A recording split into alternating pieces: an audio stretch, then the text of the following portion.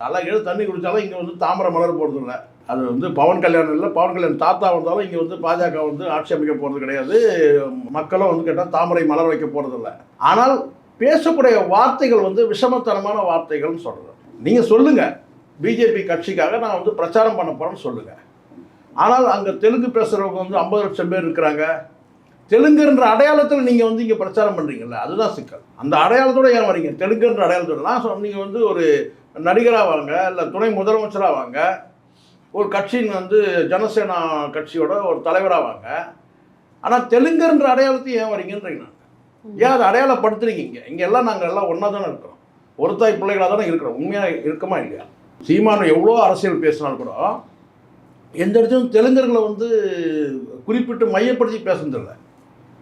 ஏன் இந்தி மொழி பேசுகிறத கூட குறிப்பிட்டு பேசுகிறல. சீமான் பேசுறது தமிழ் தேசிய இடம்ன்ற அந்த அடிப்படையில் அவர் பேசுகிறார். ஆனால் பவன் கல்யாண் ஏன் பேசுகிறாங்க? இங்கே மெஜாரிட்டி இந்த மண்ணுக்கேற்ற அரசியல், மண்ணின் மைந்தர்களுடைய உரிமைகளை பேசுகிறார் சீமான்.